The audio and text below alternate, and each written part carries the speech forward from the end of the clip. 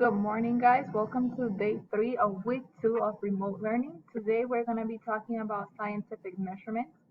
So to find your assignment, you're going to go to Canvas. You're going to go to Wednesday, August 26th. Click on scientific measurements. And then you're going to download and complete the following PDF. Remember that when you download a PDF, the first thing that you have to do is save it, because if you don't save it right away, it will not save any of the work you typed in. So first thing you're doing is downloading. You open it, and then right here in the top, you're going to click download again, and you're going to save it in your class folder. I'm not going to save it now, but you are. You find your class folder, whether it's chemistry, physical science, and then you click save. Now, in this light purple boxes, you're going to type. So you're going to type your name. The instructions are to read the text below about scientific measurements. Highlight it as you read and take notes in the left and right columns. So definitions, similarities, and differences, questions you have as you read. So if I already preloaded it with questions on the right side, the left side is for you to write anything that definitions, see, they're already preloaded, or anything that you feel you don't understand on the left side that you might want to ask me, or for me to answer questions that you might have. That's on the left side. On the right side, you have a set of questions that you are going to answer as you read. Not sure if the PDF will let you highlight, but you can take notes on a piece of paper if you need to.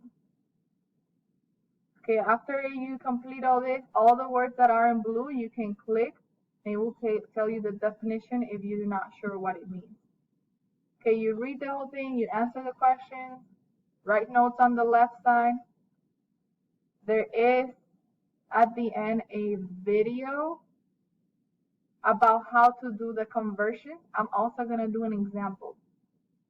So you're going to be given a set of a measurement in a unit. For example, this one is 500 milliliters, so you're going to be asked to convert it to meters.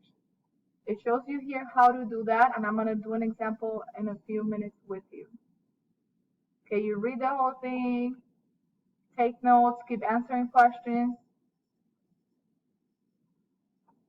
And then here's the practice. For the practice, you're going to, in this one, do an X on any of these A, B, C, D, or E that apply. Which ones are quantitative observations?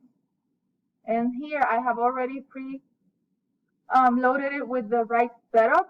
You're just going to write the numbers where they go, and then at the end, write your answer. So I think this is the part that you're going to need the most help with. So I am going to do number 2 with you, and then you can do 3 and 4 on your own.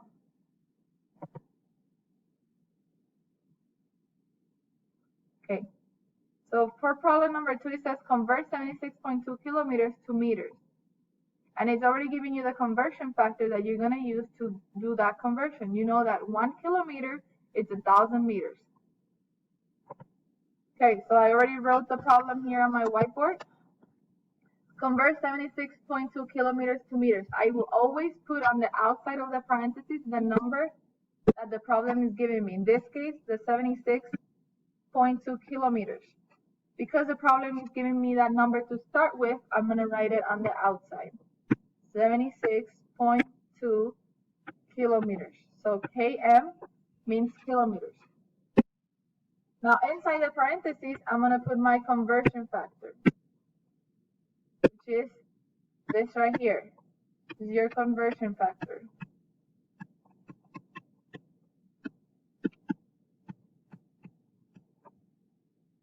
Okay, if I have kilometer units right here on the outside, I need to put kilometers on the bottom. If you're wondering why, it's so that I can cancel out the units. They have to be directly across from each other. Either across, so that the units can be canceled. So how many kilometers? We know that it's 1 kilometer And then in the top, I'm going to put my meters. How many meters? 1,000 meters. Now to solve, you are going to pull out the computer calculator or your phone, and you're going to do the following. The numbers in the top, right here, top, you multiply. And then you multiply 76.2 times 1,000. Let me get my calculator. 76.2 times 1,000. And that gives me 76,200. And now I'm going to divide that. So the bottom, you divide. So everything in the top you multiply, and then divide by the bottom.